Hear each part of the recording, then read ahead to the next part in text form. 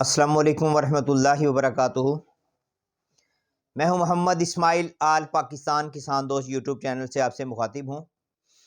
जिन दोस्तों भाइयों ने अभी तक हमारा यूट्यूब चैनल सब्सक्राइब नहीं किया, यूट्यूब चैनल को सब्सक्राइब करें, इसको लाइक और शेयर ज़रूर करते जाएं और साथ में लगे हुए ऑल नोटिफिकेशन के बटन को ज़रूर दबाइएगा ताकि हमारा आने वाला हर नोटिफिकेशन आप तक बआसानी पहुंच सके। तो बात करते हैं, आज न्यूयॉर्क बंद है, शाम 6 बजे खुलेगा। तो काटन के हालात जो हैं वो कुछ बेहतर नज़र नहीं आ रहे, जिसके लिए हमारे साथ ऑनलाइन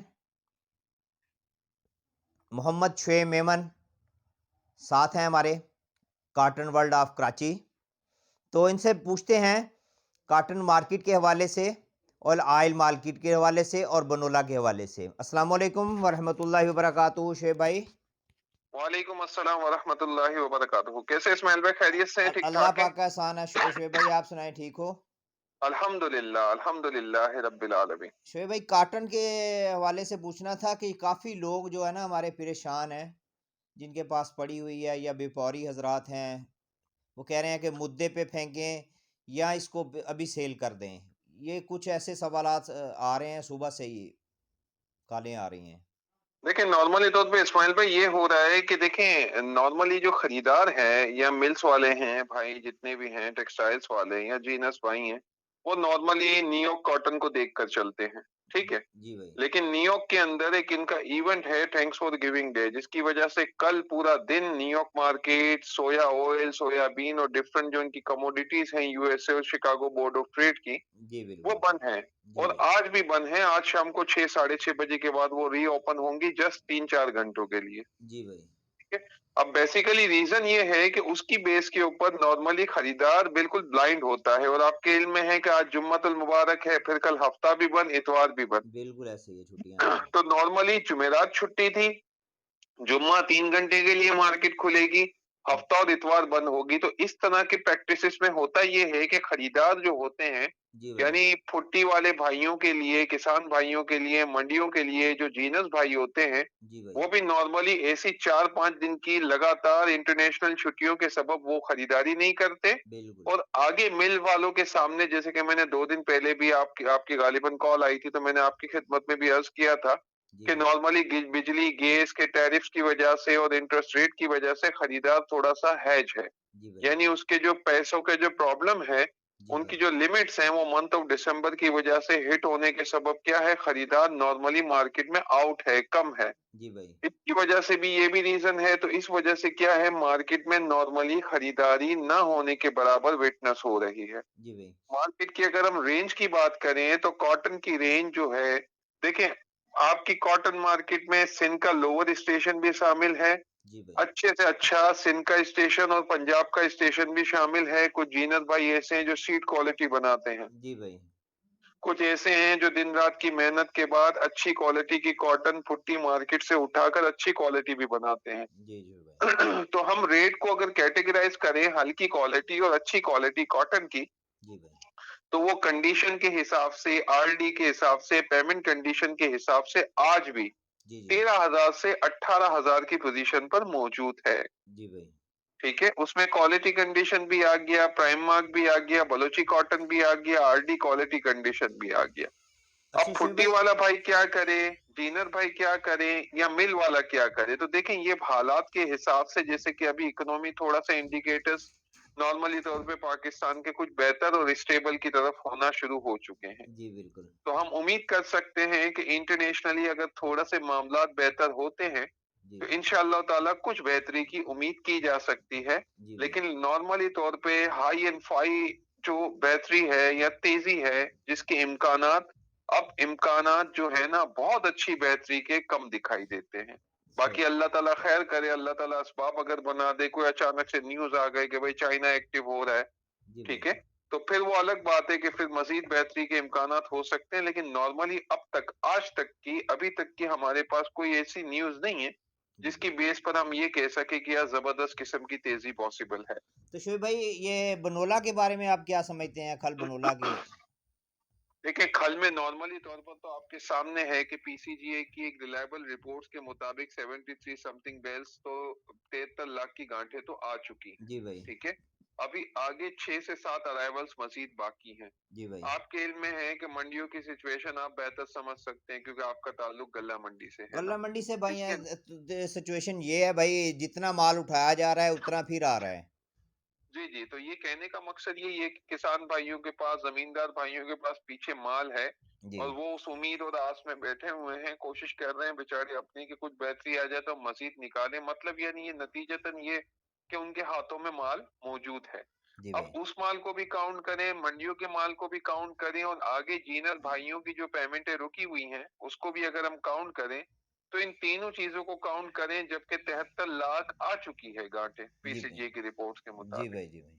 तो कहने का मकसद ये है कि इस कंडीशन में अगर हम फोकस करें खल को तो जाहिर सी बात है कि 73 लाख गांठों की ये और जो मंडियों से माल फैक्ट्रीज में उठ के जाएगा उसकी भी खल निकलेगी। बिल्कुल ऐसे ही है तो भाई। खल की इतनी क्वांटिटी जब होगी जी तो भाई। उसके अंदर मैं कैसे आपको कहूं कि यार खल दोबारा अपने प्रीवियस जो रिकॉर्ड था 5600 रुपए 56 केजी, ये कैसे पॉसिबल है दोबारा आना। बिल्कुल नहीं होगा तो भाई। ये थोड़ा एक सवालिया निशान है, होने को तो कुछ भी हो सकता है। हम तो यही दुआ करते हैं कि अल्लाह ताला सबके लिए बेहतरी करे। जी भाई। और जहां तक बनोला की बात है, 3400 3500 3600 के मामलात माजी में बने थे। जी भाई। ठीक है, अब वही वाले बनोला के मामलात आपके सामने हैं कि हाईएस्ट 2600 हैं, सही। यानी 2600 रुपए भी कंडीशनल पेमेंट्स के हिसाब से हैं। जी भाई। जबकि देखिए आपके सामने है कि बनोला ऑयल जो कि आपके सामने था इस सीजन के स्टार्ट में 16 17 18 19 हजार तक भी देखा था लोगों बिल्कुल ने। ऐसे ही है। अब वही बनोला ऑयल जो है वो 11,500 और 12,500 के दरमियान ये घूम रहा था। जी भाई। अब कहने का मकसद ये है कि जब बनोला ऑयल में इतनी मार पड़ गई बेचारों को, लोगों को, ऑयल्स वालों को ज्यादा ट्रबल्स का सामना हुआ है। जी भाई। उसके सबब बनोला के अंदर भी सरसों के अंदर भी कोई नुमाया इतनी पेशरफ नहीं हुई है। वहां पर भी यही इशू है कि मंथ ऑफ दिसंबर आने के सबब पेमेंटों का बहरान अपनी जगह खड़ा हुआ है। जी, मैं यही बात आपसे पूछने वाला था। पेमेंट बहरान जो है ना वो शोएब भाई, पंजाब में तो शिद्दत इख्तियार कर गया है। अब जी, अब मजीद इसमें अब चांसेस है शिद्दत के। उसकी वजह ये है कि तो मंथ ऑफ दिसंबर में वैसे जीनर्स भी आप भाइयों के से किसी जब भी पूछते, सीजन में देखें तो जिन भी, पिछले सालों में भी मंथ ऑफ दिसंबर में पेमेंटों का बहरान अपनी जगह खड़ा होता है ना। जी भाई। और इस दफा ये इंटरेस्ट रेट की सबब ज्यादा बढ़ेगा तो और ज्यादा बढ़ सकता है जो कि इम्कानात लगते हैं। लेकिन खैर थोड़ा स्लोली काम करना ही मुनासिब रहेगा हर शोएब किसी ट्रेडर के लिए, हर शोएब किसी भाई, भाई के मैं लिए। पंजाब के हवाले से आपसे बात करना चाहता हूँ। ये ना, ये जीनर्स भाई हैं ना हमारे, उनसे काफ़ी राब्ता हुआ है कि फुट्टी आप उतारें, लेकिन वो फुट्टी नहीं उतार रहे, फुट्टी लेने को तैयार ही नहीं है वो। माजरत कर लेते हैं पहले ही। असल में हो ये रहा है इस्माइल भाई कि देखें काफी जीनस भाई, देखें हम नॉर्मली तौर पे हमारा जो जीनस भाइयों का एक जो कॉन्सेप्ट है वो अपनी जगह राइट इसलिए भी है क्योंकि वो कमिटमेंट की बात पर वो चलते हैं ना। जी जी जैसे जी। कि एक एक एक गाड़ी फुट्टी की उतरी किसी जीनस भाई के पास, जी। ठीक है। जी अब भाई। उसने जाहिर सी बात है ये फुट्टी जो उतारनी है उसके उसको पैसे तो देने हैं ना। जी भाई। अब वो पैसे देने हैं, जो पिछला जो माल उनके पास प्लेटफॉर्म पर पड़ा हुआ है जी वो जी जी। उसका भी देनदार होता है, उसको भी वो पैसे देने हैं। आगे टेक्सटाइल्स वालों से जो स्पीड से जहां 1000 गांठें उठनी चाहिए सेल के लिए बेचने के लिए, वहां पे 200-400 गांठें उठेंगी, फिर उसका पेमेंट शेड्यूल बनेगा, फिर वो आएगा तो वो सर्कल से घबराता है। जी भाई। वो इसलिए घबराता है, जाहिर सी बात है उसका कमिटमेंट खराब होगा तो उसको फ्यूचर में मंडियों से ही माल चाहिए, वो कहाँ से माल लेगा। जी। शोएब भाई, तो मेरी इतलात के मुताबिक जो मुझे पता चला है, वो जी जी जीनर्स भाइयों ने जिन्होंने रनिंग माल लिए हुए थे ना पंजाब में, मैं शहर जी का जी नाम तो नहीं बता सकता अब, तो वहाँ जी पे उन्होंने जिनसे आड़ती साहिबान ने उनको खरीदारी करके दी हुई थी ना, जी जी कपास की, जी। वो पेमेंट दो दो महीने हो गए हैं कि उन्होंने पेमेंट नहीं की, और अब वो माल उठवा रहे हैं। वो कह रहे हैं हमसे कपास उठा लो आप, और उठाई गई है। मुमकिन है, ऐसा पॉसिबल है। मेरी नोटिस में तो ये, खैर मेरे इल्म में ये बात नहीं है, जी जी। लेकिन इस तरह के मुमकिनात बन सकते हैं क्योंकि काफी जगहों पर ऐसा भी होता है कि जो जीनस भाई बेचारे होते हैं अब उनके पास जाहिर सी बात है अगर पेमेंट का सर्कल नहीं बनता जी तो भाई। वही बात आ जाती है कि वो अपने कमिटमेंट को खराब तो नहीं करेंगे। वो जी तो कहते हैं भाई आप मुझसे पैसे ले लो। जी जी अगर जी। पैसों की सिचुएशन नहीं बनती है तो वो उसके कहने का मकसद ही ये होता है कि आड़ती भाई कहीं और बेच सके ना, नहीं, उसको ऐसे ही है, ये परेशानी का बिल्कुल सामना ना हो। ऑथेंटिक बात है, और उस बंदे ने माल उठाया है वहां से। जी, मुमकिन है। जब पेमेंट क्राइसिस आते हैं ना इस्माइल भाई, जी भाई। तो हर कारोबारी, चाहे जमींदार हो, चाहे किसान हो, चाहे आड़ती भाई हो, चाहे जीनर हो, चाहे मिल वाला, टेक्सटाइल वाला हो, जी भाई। उन तमाम की यही कोशिश होती है कि अपने हाथ में जो अमाउंट है या अपना जो सर्कल है उसके अंदर घुमा जाए, ताकि फर्स्ट जो होता है कमिटमेंट, वो किसी किस्म की खराबी उसमें पैदा ना हो, ताकि फ्यूचर का बिजनेस को सही मायनों में चलाया जा सके। स जी भाई।